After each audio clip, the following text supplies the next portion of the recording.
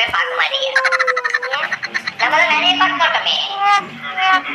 Hi friends, எல்லாரும் எப்படி இருக்கீங்க? நல்லா இருக்கீங்களா? இன்றைக்கி வந்து எங்கள் வீட்டில் சிக்கன் பிரியாணி செய்ய போகிறோம். வாங்க சிக்கன் பிரியாணி எப்படி செய்யலாம்னு பார்க்கலாம். வாங்க வீடியோக்குள்ளே போகலாம்.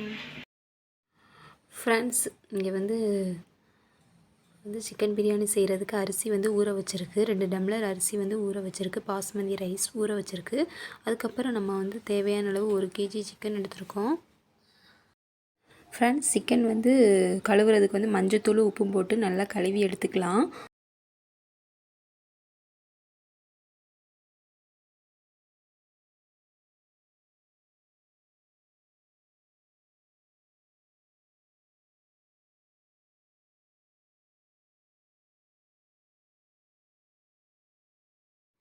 ஃப்ரெண்ட்ஸ், தேவையான அளவு 2 தக்காளி வெட்டி வச்சுருக்கோம். ஒரு 3 பெரிய வெங்காயம் வெட்டி வச்சுருக்கோம். சிக்கன் பிரியாணி செய்கிறதுக்கு எல்லாம் வெட்டி எடுத்து வச்சுக்கலாம்.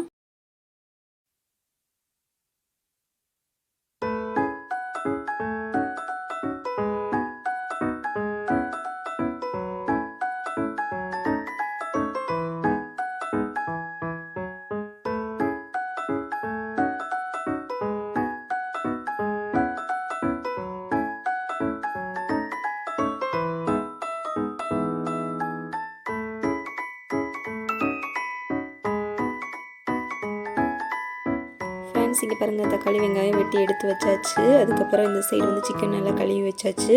மஞ்சத்தூள் உப்பு போட்டு கழுவி எடுத்துருக்கு. அப்புறம் வந்து பாஸ்மதி ரைஸ் வந்து ஒரு 5 மினிட்ஸ் வந்து ஊற வச்சுருக்கு.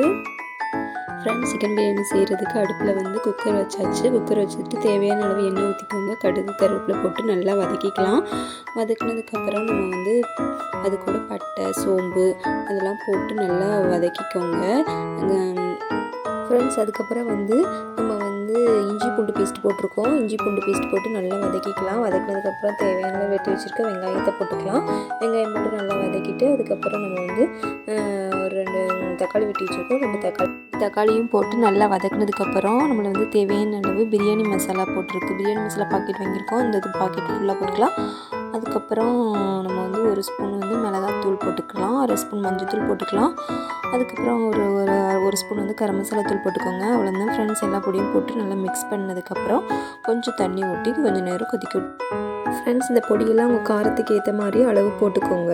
அதுக்கப்புறம் நம்ம கழுவி வச்சுருக்க சிக்கனை போட்டுக்கலாம். சிக்கன் போட்டுட்டு அதை கொஞ்சம் நல்லா கிளறி விட்டுட்டு அதுக்கப்புறம் நம்ம வந்து கொஞ்சம் நேரம் அந்த அடுப்பிலே வச்சுருந்துட்டு அதுக்கப்புறம் நம்ம கழுவி வச்சுருக்க பாஸ்மதி ரைஸ் வந்து 2 கப்பு நாங்கள் போட்டிருக்கோம்.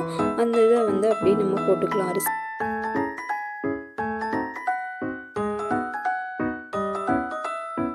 அரிசி போட்டதுக்கப்புறம் நம்ம வந்து தயிர் வச்சுருக்கோம். கொஞ்சம் அளவாக தயிர் ஊற்றினா நல்லா டேஸ்ட்டாக இருக்கும் பிரியாணி. அதனால் கொஞ்சம் தயிர் ஊற்றிருக்கு.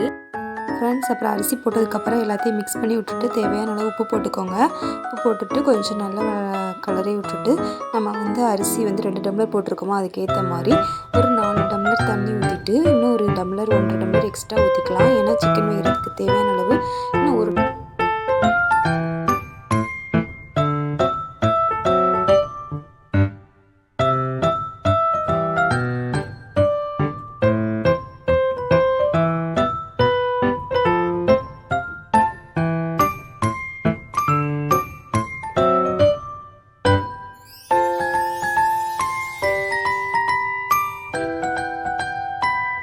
ஃப்ரெண்ட்ஸ், உப்புலாம் போட்டதுக்கப்புறம் அப்புறம் நம்ம வந்து குக்கரை வந்து மூடி வச்சிடலாம். மூடி வச்சுட்டு விசில் போட்டுடலாம்.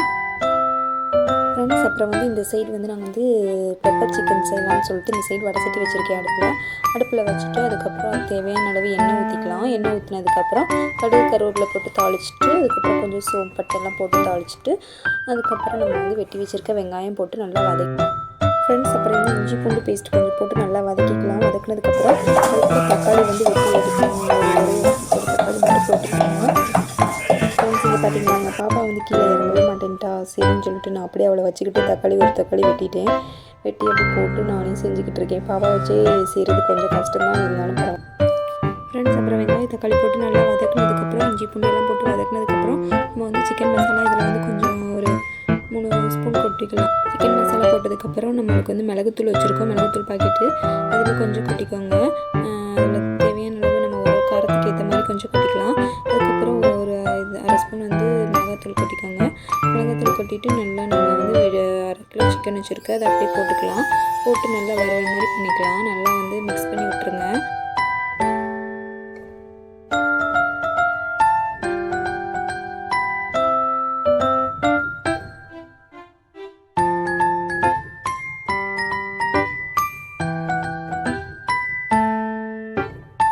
ஃப்ரெண்ட்ஸ் தேவையான அளவு உப்பு போட்டுக்கலாம். உப்பு போட்டுட்டு நல்லா வதக்கி விட்டுருங்க.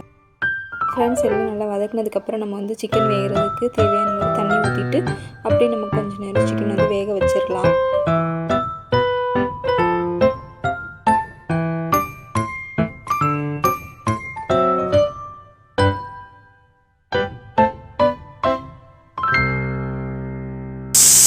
ஃப்ரெண்ட்ஸ் இந்த சைடு வந்து குக்கரில் விசில் வந்துக்கிட்டு இருக்கு.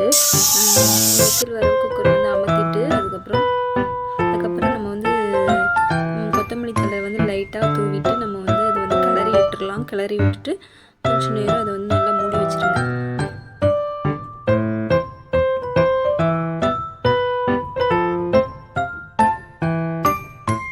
ஃப்ரெண்ட்ஸ் இந்த சைடு பார்த்தீங்கன்னா பெப்பர் சிக்கன் வந்து ரெடி ஆகிட்டு இருக்கு. நல்லா கொதி வந்துருச்சு.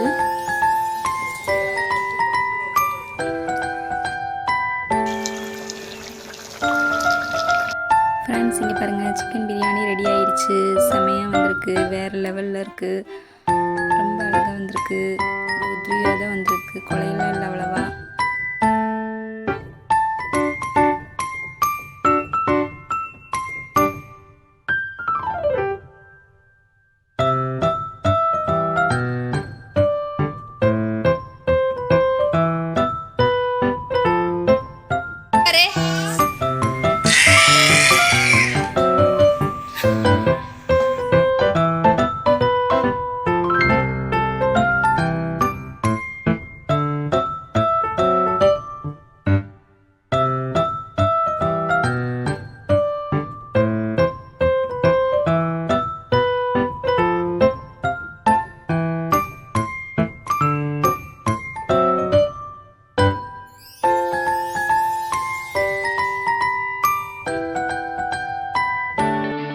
இங்கே பாருங்கள், பெப்பர் சிக்கன் ரெடி ஆயிடுச்சு. செம்மையாக இருக்குது. இது கொஞ்சம் எடுத்து ஓரமாக வச்சுக்கலாம்.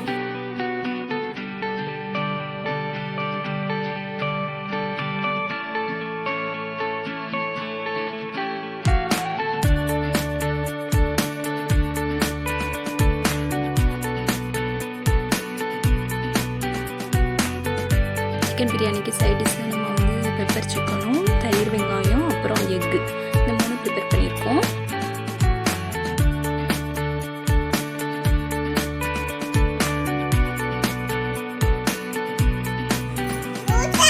சிக்கன் பிரியாணி செம்ம டேஸ்ட்டாக இருக்குது.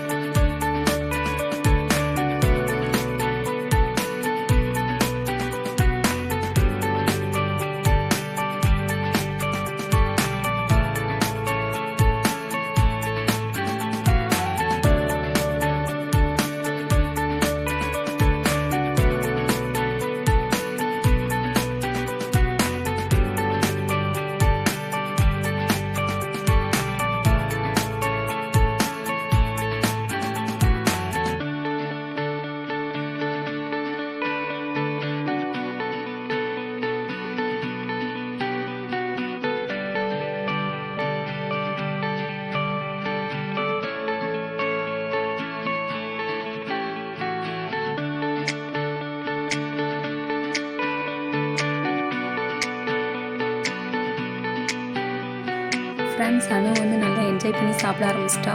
அதுக்கப்புறம் அந்த பக்கம் ரச்சனா வந்து தோசை தான் வேணும்னு சொல்லிட்டா. சரின்னு சொல்லிட்டு தோசைக்கு சிக்கன் குழம்பு வச்சுட்டா. சாப்பிட்டா நல்லாயிருக்கும். அதனால் அவள் வந்து சிக்கன் பிரியாணி வேணும்ட்டா.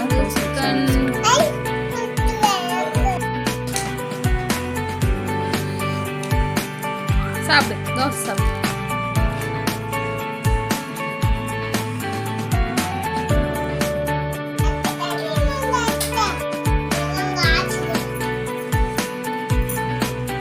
தோசை கூட தான் டேஸ்ட்.